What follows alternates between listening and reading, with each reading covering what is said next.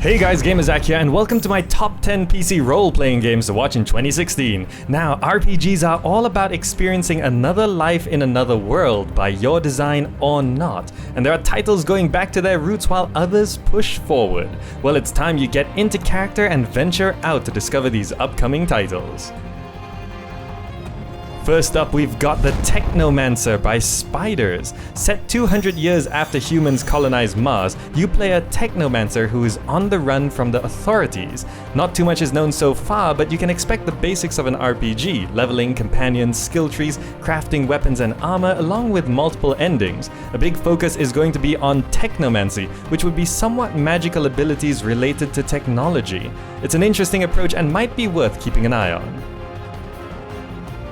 Next, we have Chronos by Gunfire Games. Calling itself an atmospheric RPG, it has a unique aesthetic where it's sort of a cross between Zelda, Dark Souls, and Ico. One thing that stands out is an aging mechanic, where each endeavor will cost your characters some life.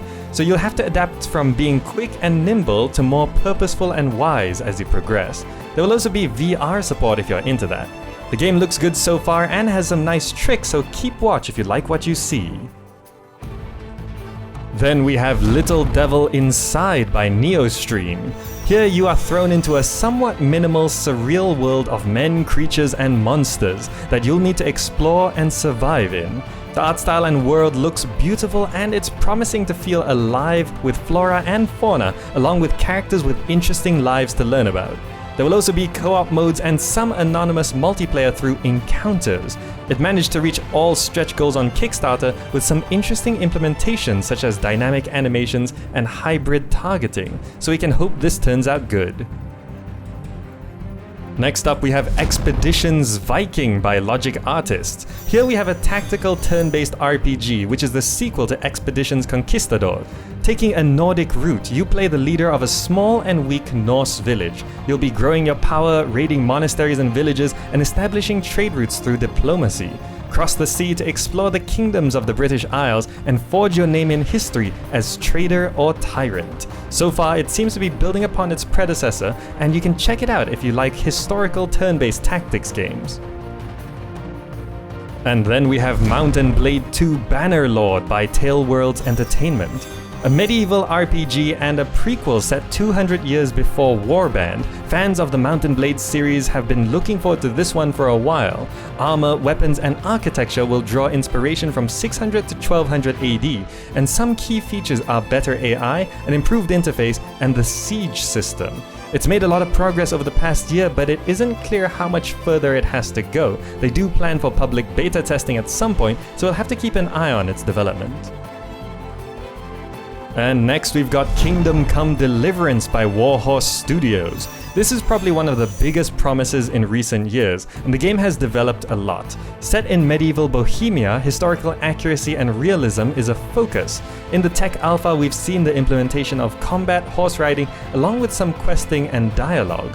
Quality over quantity is their motto, and emergent gameplay, believable AI, and realistic combat is currently rough but promising. They are looking for a 2016 release after a pushback, and we can hope that they complete everything they intend to on time. Then we have South Park: The Fractured But Whole by Ubisoft San Francisco. We're still role-playing in the South Park universe, but this time we go superhero. You once again take control of the new kid, delving into the crime-ridden underbelly of the town. There are indications that mechanics and combat will be improved, and things should generally be better. However, the developer has been switched from Obsidian, and the game will probably be on Uplay. Whether or not these are deal breakers is up to you. Next we have Divinity Original Sin 2 by Larian Studios. The game will feature everything you would expect from a fantasy RPG with some interesting additions. Your companions can be controlled by others in up to 4-player multiplayer. There's crafting, a cover system for combat, and a love-hate system that manages relationships. You can also play competitively by following different plot lines. And their final stretch goal was a Game Master mode, hitting its $500,000 goal on Kickstarter in less than 12 hours and reaching stretch goals before they were announced. This game certainly has a lot of support with over $2 million raised. With all the support, they should be able to do it again. And then we have Dark Souls 3 by FromSoftware. A continuation of the Dark Souls series, gameplay is said to follow closely to its predecessor, so get ready for dodge rolling and bonfires. Combat is faster and there's a ready stance, along with a bigger emphasis on role-playing elements. It has been stated that this installment will not be the end of the series, but rather a turning point for the franchise. What that means, it's hard to tell, but we can hope that they can improve upon their formula and deliver an even more epic and somewhat painful experience.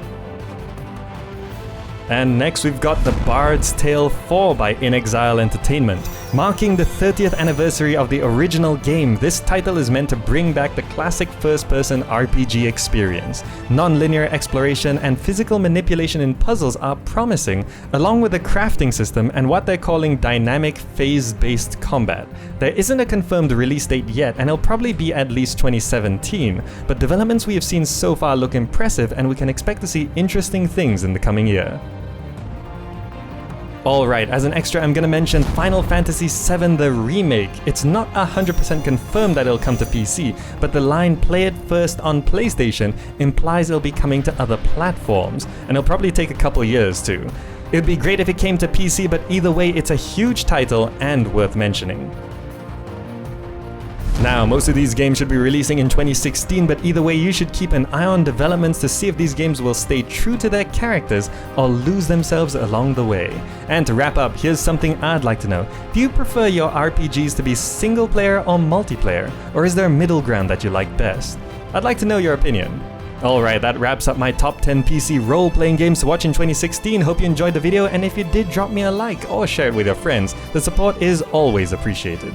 Thanks so much for watching, and I'll see you in the next video.